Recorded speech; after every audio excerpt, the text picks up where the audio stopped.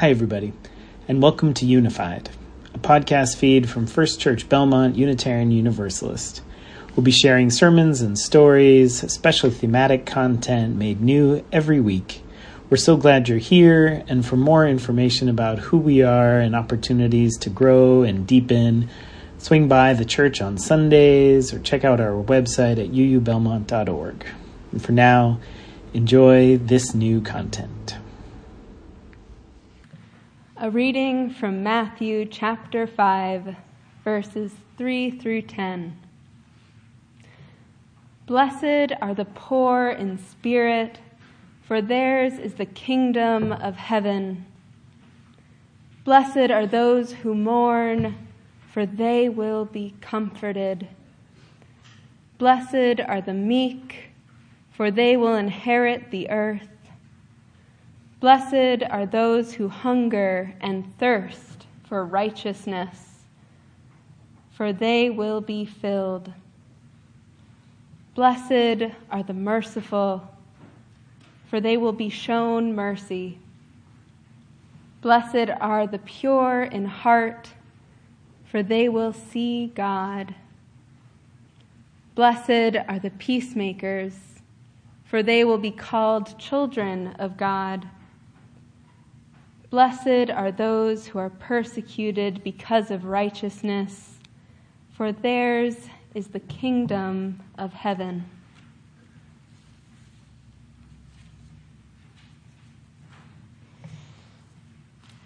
We have heard 3 scriptural examples of Beatitudes today, or supreme blessedness.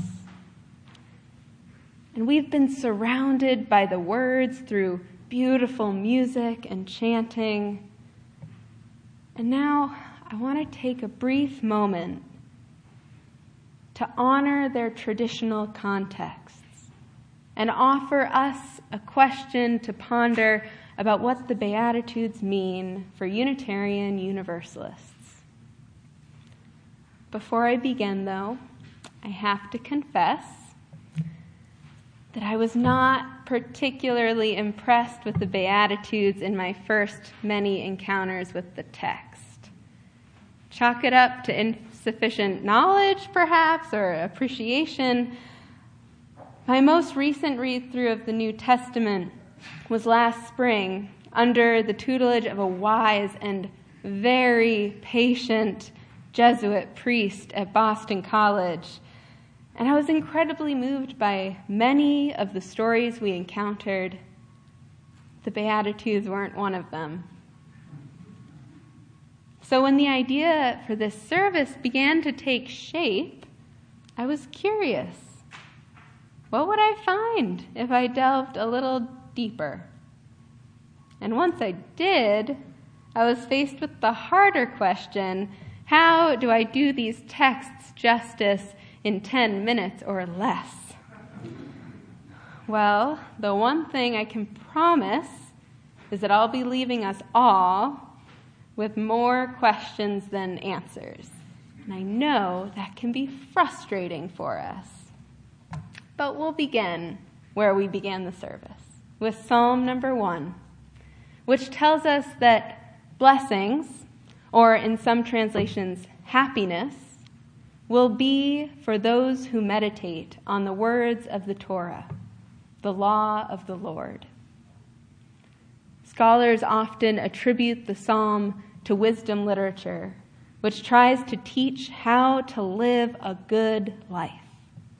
In this psalm, we learn that to live a good life, we must study and meditate on the words of the law.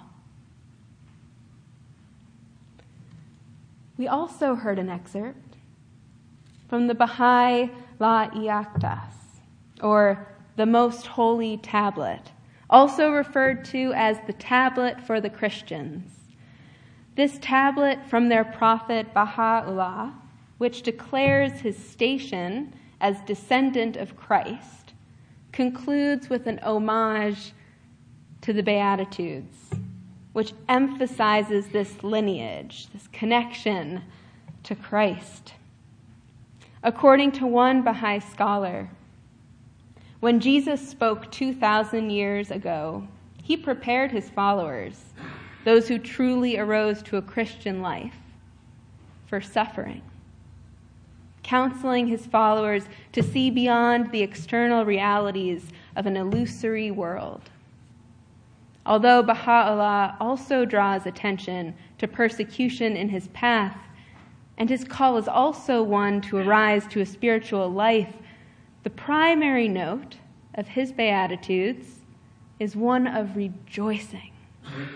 It's the time of fulfillment. The time of the kingdom is now. These Baha'i Beatitudes are a celebration of the blessings from God. So far we have meditations on laws and celebration of blessings. And now we'll make our way back to the text that we heard most often in this service, which I read moments ago, Matthew chapter 5, verses 3 through 10. This text has been explored by theologians and philosophers for centuries, because similar to Psalm 1, it's seen as instructive. And it's instructing us on how to live a good life, most often spoken by philosophers as morally good life, a morally righteous life. In this verse from Matthew, the author invokes images of Moses when talking about Jesus, an image perpetuated by the setting of Jesus' Sermon on the Mount, where these Beatitudes live. However, rather than preaching the law, the commandments, as Moses did, Jesus preaches the Beatitudes, these supreme blessings. As with much of Matthew, much of that book, that gospel, this tie to the Hebrew Bible was very intentional. It's a callback. And it leads many scholars to consider the Beatitudes as a law of sorts in Christianity.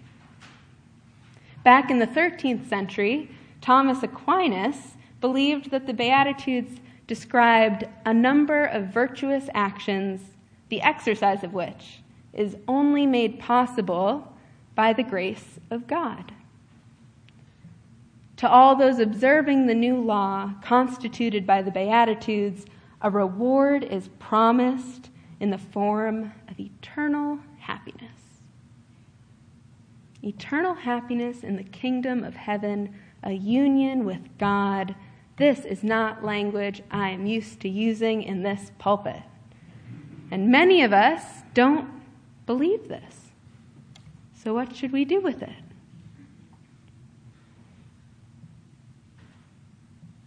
This promise of a reward is especially challenging as Universalists. In our own history of universalism, we chose to say, no, everyone is saved. This was a reaction to the Calvinist movement that said, similar to the prosperity gospel, that if you were wealthy, you were going to be saved. You know, it showed because you were wealthy. And if you were poor, you weren't going to be saved. So what do we do with that? If we believe in universal salvation, if there is still a core of us that ties back to our historical roots, how might these blessings and teachings help us question our own notion of what it means to live a good life? What will you find on your search for truth and meaning? I want to leave you today with a source from our own tradition. Do you remember that story about Theodore and the turtle? Well, that little boy continued his own search for what is right as he grew up to become a Unitarian minister. His name was Theodore Parker, and he's a pretty big deal. He became a champion of the defenseless who needed defending. He prayed to Father and Mother God and began to shift how Unitarians understood their relationship to God. The story I shared earlier was from his autobiography, and I don't think that it was an accident that he valued this story of him as a child finding a way to know what is right and exploring where that comes from within him, because it's something that he continued to question and consider for the rest of his life as a Unitarian minister and theologian. So I will close today with a prayer from Theodore Parker that was inspired by his reading of the Beatitudes.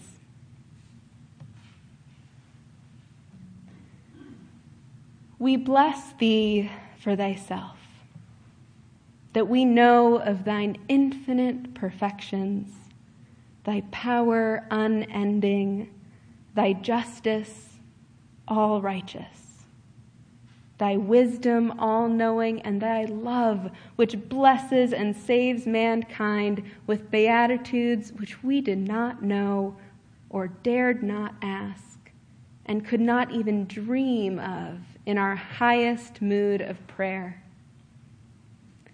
We thank thee that while thou foldest the great universe in thine arms and carest for every system of suns and stars, not less thou feedest every little plant with sacramental cup from each cloud, holding a blessing for the trees and the grass.